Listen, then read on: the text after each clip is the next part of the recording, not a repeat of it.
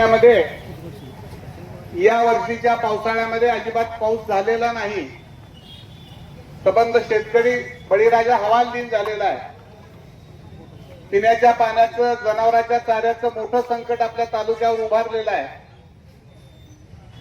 आणि अशा परिस्थितीमध्ये कृष्णा, कोयना वरच्या सगळ्या नद्या त्या अतिवृष्टीमुळे मोठ्या प्रमाणावर वाहू लागलेल्या आहेत। अशा परिस्थितीमध्ये हे वाहून जाणारं पाणी आपल्या तालुक्यातल्या सध्या दुष्काळग्रस्त असलेल्या भागाला तातडीनं म्हैसाळ, टेंबू आणि निरा उजवा कालवा याच्या माध्यमातून मिळण्यासाठी सांगोला तालुक्याच्या आम जनतेच्या वतीनं या ठिकाणी आपल्या तालुक्याच्या कर्तव्यदक्ष तहसीलदार मॅडम येण्यासाठी या ठिकाणी आम्ही आज या ठिकाणी उपस्थित आहोत।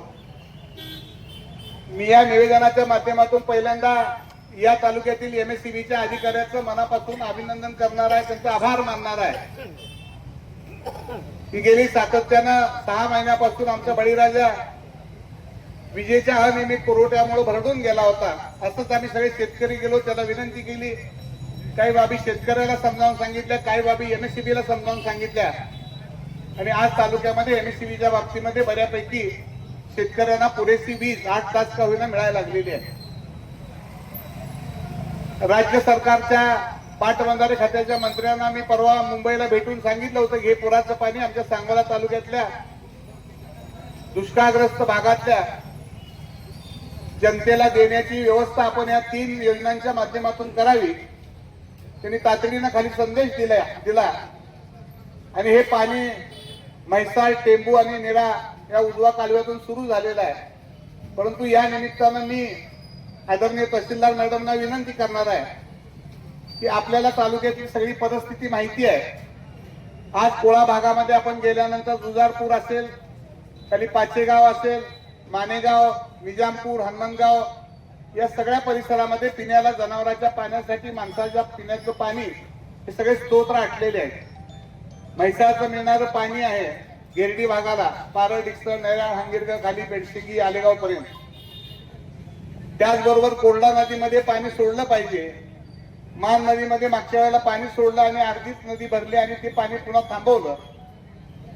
त्याचबरोबर आपला वरचा जो भाग आहे महूद भाग, आज या ठिकाणी सगळी खवासपूर, लोटेवाडी, असरदानी याही परिसरातली सगळी मंडळी आहेत। मी सगळ्याच गावची नावं घेत नाही, परंतु तालुक्यातल्या सगळ्याच परिसरामध्ये पाण्याची तीव्र टंचाई निर्माण झालेली आहे। आणि म्हणून मी आपल्या सगळ्यांच्या वतीनं, तालुक्यातल्या आम जनतेच्या वतीनं आदरणीय तहसीलदार मॅडमला एक विनंती करणार आहे की या टेंबू असेल, म्हैसाळ असेल, निरा उजवा कालवा असेल, या सगळ्या अधिकाऱ्यांची उद्या त्याला तातडीनं तुम्ही बैठक घेऊन, पाणी सध्या सुरू आहे परंतु हे पाणी कोरडा नदीमध्ये असेल, मान नदीमध्ये असेल, ओढ्या नाल्याला असेल, या ठिकाणी तातडीनं सोडून या तालुक्यातल्या बळीराजाची तहान भागवण्याचं काम आपण या ठिकाणी करावं। मी उद्या त्याला आपल्या जिल्ह्याचे कर्तव्यदक्ष पालकमंत्री महोदयांनाही वेळ घेतलेली, मी त्यांनाही उद्या जाऊन सकाळी भेटणार आहे। इरिगेशन खात्याच्या मंत्र्यांनी तर अगोदर आदेश दिलेले आहेत। आता राहिली जबाबदारी आहे तहसीलदार मॅडम आपली आहे। मी आपल्याला विनंती करेन की उद्याच्या उद्या ह्या सगळ्या अधिकाऱ्यांची बैठक घेऊन आमच्या सगळ्या शेतकऱ्याच्या वतीनं आपल्याला एक नम्र विनंती करतोय की म्हैसाळचं पाणी आहे ते पूर्ण क्षमतेनं पाणी आम्हाला सांगोल्याला मिळालं पाहिजे आणि शेवटच्या घटकापर्यंत ते पाणी जनावरांच्या आणि पिण्याच्या पाण्यासाठी राज्य सरकारनं आदेश काढलेला आहे। आणि त्याप्रमाणे अगोदर हे सगळे ओढे, नाले, बंधारे भरून घेऊन मग बुद्याचा तलाव असेल, चिंचोलीचा तलाव असेल, काही मोठे तलाव आहेत तेही तातडीनं भरून देण्यात यावे। या बाबतीमध्ये आज हे आपल्याला निवेदन आम्ही सगळ्यांच्या वतीनं देत आहोत।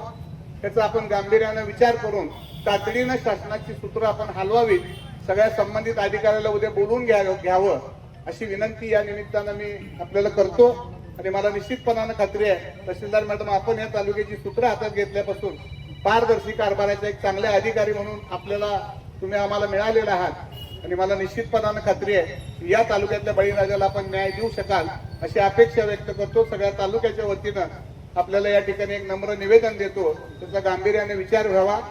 कालच आपल्या सगळ्या कार्यकर्त्यांना आपण बोलवलं, आपण ही सगळे कार्यकर्ते मोठ्या संख्येनं आला अशाच पद्धतीनं तालुक्याच्या विकासासाठी ज्या ज्या वेळेला हात मारेल त्या वेळेला आपण निश्चितपणाने याचं भविष्य काळात असंच आपण एकजूट ठेवून तालुक्याच्या विकासासाठी प्रयत्न करूया एवढंच या निमित्तानं सांगतो. सगळ्यांचं मनापासून आभार मानतो आणि आपल्या सगळ्यांच्या वतीनं हे निवेदन आपण तहसीलदार मॅडमला देऊया. धन्यवाद. सगळ्यांचं आभार मानतो.